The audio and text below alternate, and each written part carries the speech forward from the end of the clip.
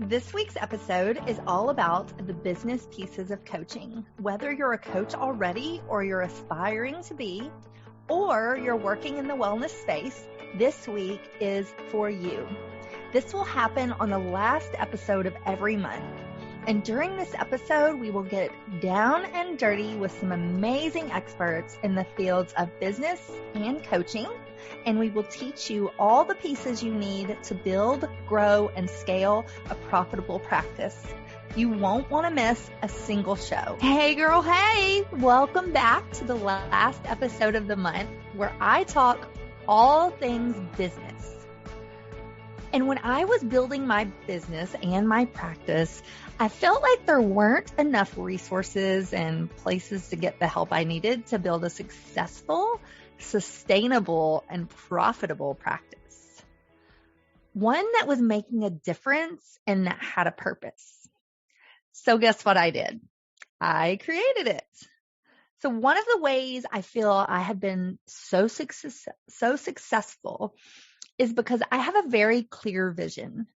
I know what I want and I do the work to get there and to make it happen. What's that old saying? A dream without a plan is just a wish. And I want more of you to do that. I want you to have the practice and the life that you love, all while helping people all over the world and in your own backyard. And that is what I've done. It's what I've created this portion of the podcast to be, and I've created it just for you, those that want to have a holistic health business, whether that's a fertility coach like myself, or maybe that is an acupuncturist, a naturopath, a chiropractor, a nurse, a therapist, whatever you can dream up and imagine. If you want to have a holistic health and wellness business, then this episode is for you. And so today we're going to talk about essential oils. And I love my oils. I literally incorporate them not only into my own personal life, but into the lives of my clients and in my practice and even with my kids and my pets.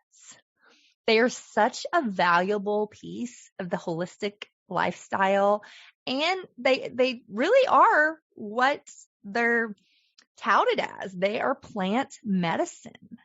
They're wonderful for fertility and hormones, but also just for everyday living, healthy, holistic living. They are nature's medicine. And I'm so excited to talk about them today. So as my latest PhD venture, many of you guys who have been following me know that I'm in the process of getting my PhD in natural and holistic medicine.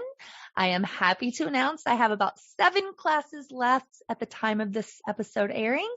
And then I have to do my dissertation. So hopefully by the end of 2022, I will be finished and I will be a doctor of natural and holistic medicine. Stay tuned for that. But through this venture, one of the classes, actually it was multiple classes, but one of the topics that I was able to do was become a certified aromatherapist. And I love bringing these oils into, like I said before, my life and into the holistic healing and harmony and lives of my clients. So what are essential oils? For those of you who don't know, these miracle oils have been described as life force or essence of a plant. They are plant medicine. And aromatherapy is the method of employing the essential oils to protect, heal, and beautify ourselves and our clients. So bringing essential oils into your practice is a wonderful way to support your clients and your protocol holistically and to just add this plant medicine to your offerings. So as you're building your essential oils collection, I have 5 of my top 5 favorite oils. So you definitely want to have these in your collection. And then I'll talk about one bonus oil that I love. So the first oil that I want to talk about is lavender. And I use lavender every night for sleep. Sometimes I'll diffuse it just because it's very calming. It has a really sweet floral scent. It is anti-inflammatory. It's antibacterial. It is calming. Like I said, it's healing. You can use it for many things, but some of the ways that I love to use it is, like I said, sleep, stress. It also strengthens your hair. So you can put a little bit in your shampoo and kind of rub it on your scalp. You have to be careful because essential oils are so strong that you really need to make sure that you're not using too much because it'll fry your hair. Don't ask me how I know that, but I speak from experience. I had to have my hairdresser fix my hair because I kind of fried it with some rosemary. But you can use it to strengthen your hair, and it also can be used for wound healing. So anytime I have a scrape or, a scratch or like even a burn, I'll take a little bit of carrier oil with some lavender and I'll just rub that on there and it'll soothe it. It'll calm the skin and it'll heal it. You can also use it for acne. Sometimes I'll put it in, I don't struggle with acne anymore, but I did for a long time when I was a child and when I was a teenager and in my 20s. And so I would put a little bit of lavender essential oil in with my face cream or my serums that I used. And I would just put that on my face and it would clear me up and it would make my skin the texture would be so soft and so clear and, it kind of evened out my skin tone and it's really great for that. So again, they are strong. Do not use more than 1 drop and put it with a carrier oil and with some of your, if you use like a serum or a face lotion or something, I just kind of rub it in there and rub it on my face. And I usually do it like once a night before I go to bed. So the next one is tea tree. And so this is another one of my favorite oils. And so I use it for its anti-infection, antifungal, antibacterial, antiviral. Like it is amazing. It is amazing to heal cold sores. Put a couple drops with a carrier oil and rub that on a cold sore right when you feel the tingle start to pop. And like it never really comes to the surface. It just kills everything that, the bacteria, the virus, everything that a cold sore is, and never lets it materialize onto your face, which is really nice. It works better than any over-the-counter medication that I have found. So I definitely use it for that. It's also great for acne. So if you have an active breakout, you can put a little bit of carrier oil with a couple drops of tea tree, kind of dab it on the spots. You can also do what I said with the lavender, just put a little bit in like a lotion or a serum and kind of rub it on your face. Be careful. It is very strong. So be careful that you don't use too much because it can burn you. It's also used for wound healing. So, sometimes I'll do tea tree, sometimes I'll do lavender, just depends on, kind of what wound I'm trying to heal. It's also good for sore throats, inflamed gums, and mouth infections. So you can put a little bit with a carrier oil and kind of rub it on your gums with like a Q-tip. You could gargle with a little bit. I probably wouldn't gargle with more than 1 drop because it is, it's strong. So you don't want to do a lot of that. It's also good for allergies. So sometimes I'll rub a little bit under my nose and just kind of smell it. It's very strong again. So be careful when you do that. The next one I love is a Roman chamomile. Oh my gosh, y'all. This one is, I love this one for sleep. It has a really sweet smell and taste, and it's called the Earth's apple. So it's good it's antifungal, antibacterial. It's good for inflammation with skin conditions. It's good for acne, for dry skin, for burns and blisters. It's great for pain. So arthritis and low back pain and strains. It's good for digestion. So I'll take a little bit, maybe like 5 to 10 drops on my tongue before I go to bed because it's really good for sleep. It's really good for digestion and it kind of like soothes everything, inflammation. So, and it tastes really good. So it is the best sleep aid that I have ever used. And it just like gives you the most beautiful sleep and it doesn't leave you drowsy or anything like that in the mornings. So I have just like a little dropper bottle that I keep beside my bed, and I'll do a couple drops, or actually I'll do 10 drops before I go to sleep. And then sometimes even if I wake up in the middle of the night, I'll do that. Or I also will do valerian root. But we're not talking about valerian root today. It's not in my top 5 just because I love every oil, so I can do them all. But that's another one I'll do for sleep. It's really good too for babies and their teeth when babies are teething, when they have colic. Just put like a little bit in their bottle, and that will soothe that. The next one is lemon, and sometimes you'll see this called Melissa. This one is a lot pricier of an oil, but it does so much. It is anti-infection, anti-inflammatory, antiviral, antispasmodic. It's a sedative. It's a tonic. It can tonify different organs and muscles. I would keep Melissa in my pocket anytime I was going to be near anybody that might have had COVID. I know a lot of nurses, and they'll keep Melissa in their pockets. Some of my chiropractor friends will do that. And it really protects you from, even just having it in your pocket, not even pulling it out.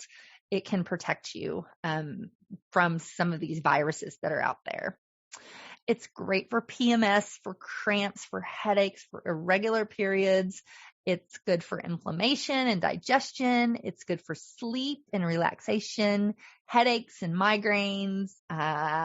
And like I said, even COVID, like the molecules will keep COVID away. And then the last one I love is geranium. Geranium has over 250 varieties. This is a really flowery oil. I'm actually diffusing it right now behind me in my studio. There's so many beautiful uses for this wonderful oil. One, it smells really good. So I just said that, but you can also use it for bruises and burns, eczema, hemorrhoids, wounds care. It speeds up healing. It can be used for numbing. So if you have a sore throat, or you have tonsillitis, or you have some sort of inflammation, you can use it for that. It helps to eliminate toxins. So I like to diffuse it because it'll pull toxins from the air. You can also take a couple of drops, like in a tea or something, and it'll give it a really flowery taste, and it'll help you to detox. It helps you to go to the bathroom. So that's kind of nice. It also is good for engorged breasts. It's for menopause. It's for PMS. So if you have, if you're breastfeeding and you have some engorged breasts or some, blocked milk ducts, take a little bit of a carrier oil, a couple drops of geranium, kind of massage it all over your nipples and your breasts, and that should relieve that and unblock some of those blockages. It's also great for menopause and PCOS, PMS as well. It is uplifting and calming. It's really good for the nervous system, and it's great for depression and anxiety. So even just like smelling it can help kind of calm that nervous system and put you into the parasympathetic nervous response, which helps, that's rest and digest and calming. So how do you incorporate these into your business? So I've learned about many specific oils, and I have an arsenal in my toolkit. And so what I usually do is I have a health questionnaire that I incorporate into all of my first client sessions. And this will give me a really good idea about what my clients are struggling with. And then I'll recommend oils based around that to fit in with the full program that I do. I love doTERRA. And I also use FullScript, which is a medical grade dispensary. Both of those I feel are very reputable companies, and they sell reputable oils. There is many oils on the market, and not all of them are reputable. So make sure that you do your research. I don't have time to go into all the different companies that make oils, but just, I will say, make sure you do your research and know the company that you're buying your oils from, their practices, that, how they're distilling the oils and that they're high quality. So that is all I have about oils. Again, we could be here for hours and hours. There's so much to know about oils, but my recommendation is just start with a few. Just just do a little research, decide what company you want to order from, and just start ordering a few oils and playing with them, diffuse them, put them in your tea, make sure that the ones you choose are ingestible, that you can do that. Not all the oils you can do that with, so make sure you know which ones you can. Start using them in some of the ways that I say on the show, and, recommending them to your clients, and really start incorporating this powerful plant medicine into your practice, so that you can heal more people.